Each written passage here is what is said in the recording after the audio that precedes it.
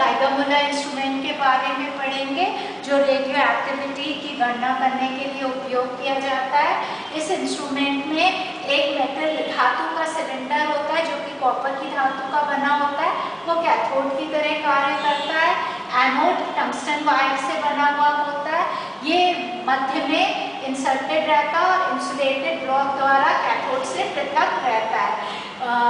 Metal cathode जो है उसके एक सिरा बंद होता है जिसमें माइका विंडो उपस्थित होती है जहां से रेडियो विकिरणें प्रवेश कर सकती है इस ट्यूब के अंदर। इस ट्यूब के अंदर आर्गन गैस और अल्कोहल वेपर भरा हुआ होता है और इनका दाब करीब 10 मिलीमीटर ऑफ मर्क्यूरी के बराबर होता है।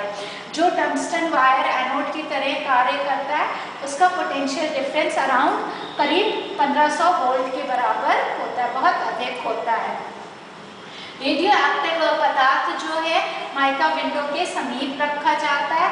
जब उससे रेडियो विकिरण निकलती है तो वो ट्यूब के अंदर प्रवेश करती है जहाँ पे वो गैस के एटम्स से टकरा के गैस के एटम्स का आयनीकरण करती है।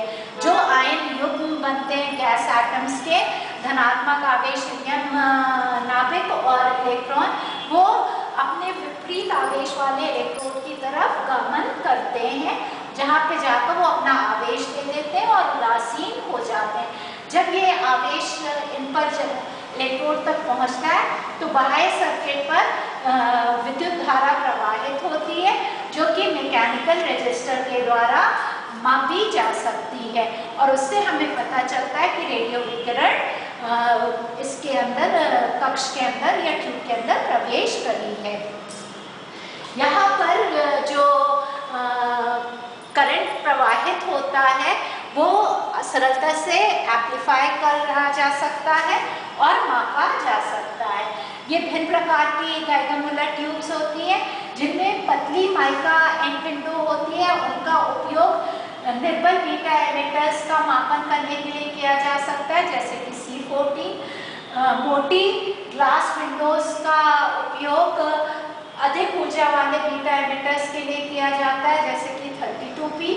और कई ऐसे गाइगर मुलर ट्यूब्स हैं जो विंडोलेस फ्लो काउंटर्स कहलाते हैं, वो उन बीटा एमिटर्स के लिए उपयोग में लाया जाता है जिनकी बहुत कम ऊर्जा होती है।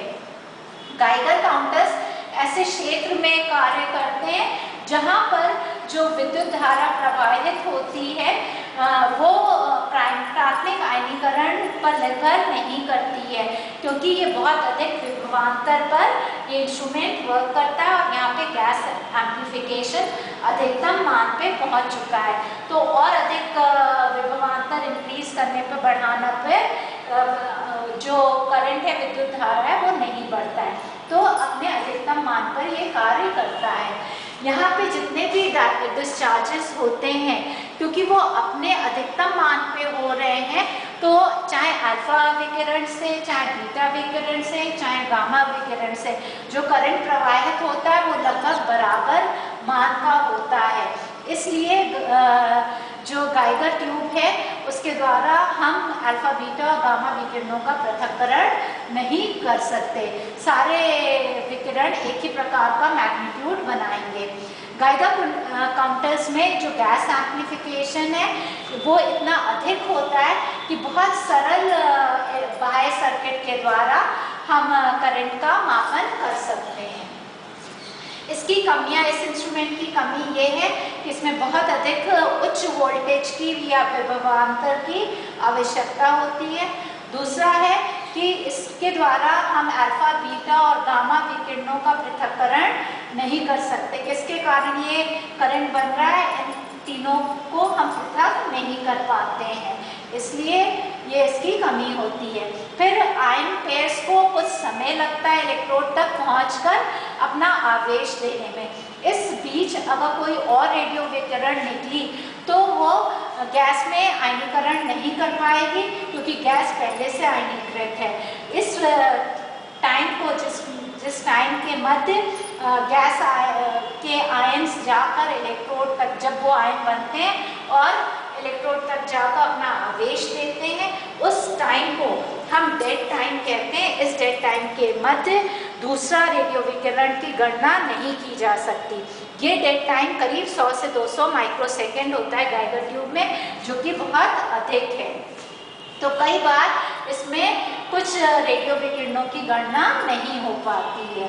कुछ आयंस जो हैं वो उदासीन नहीं हो पाते हैं इलेक्ट्रोड तक पहुंचकर, क्योंकि वो बीच में ही क्रिया कर लेते हैं। जैसे जब रेडियो विकिरण निकली, उसकी रेडियो विकिरण गैस के एटम से टकराई तो उसने हीलियम नाभिक बनाया और इलेक्ट्रॉन बनाया। ये जो हीलियम नाभिक है वो इलेक्ट्रोड पर न पहुंचकर और अपना आवेश ना देकर वापस इलेक्ट्रॉन से क्रिया कर लेगा, और इस बीच वो वापस क्रिया करने में वो गामा रेस या यूवी विकिरणें उत्सर्जित करेगा, जो कि खुद आयनीकरण करती हैं। तो ये ट्यूब के अंदर उपस्थित गैस का और आयनीकरण कर देंगी, जिससे आयन एवलांच बनेगा। तो अगर ठीक से उपयोग नहीं किया गया गाइगर-मुller ट्यूब का, तो ट्यूब कंटिन्यूस डिस्चार्ज में चली जाती है। इस चीज़ को रोकने के लिए, कंटिन्यूस डिस्चार्ज में जाने के लिए और आयन एवलांच को रोकने के लिए हम क्वेंचर्स मिलाते हैं। क्वेंचर्स इथेनॉल या इथाइल फॉर्मेट या ब्यूटेन होते हैं। इन्हें आर्गन गैस में थोड़ी मात्रा में मिला देते हैं, जिससे कि ट्यूब कंटिन्यूस डिस्चार्ज में नहीं जाए। जब हीलियम नाभिक को इलेक्ट्रॉन पुनः क्रिया करके उदासीन बनते हैं, इलेक्ट्रोड पे अपना आवेश न देकर खुद से क्रिया करके उदासीन होते हैं, तो जब वो गामा रेस देते हैं तो ये ब्यूटेन जो है वो गामा रेस की ऊर्जा ले लेता है और उसका रासायनिक बंध विघटित होता है और वो आर्गन का और आयनीकरण करने से रोकता है, इसलिए इसे क्वेंचर कहते हैं। इन गाइगर-मुller ट्यूब्स का उपयोग ये है कि कई सारे जैव रासायनिक अध्ययनों में रेडियो आइसोटोप द्वारा मेटाबोलाइट को चिन्हित किया जाता है। उन मेटाबोलाइट्स को हम क्रोमैटोग्राफी या इलेक्ट्रोफोरेसिस के द्वारा पृथक करते हैं।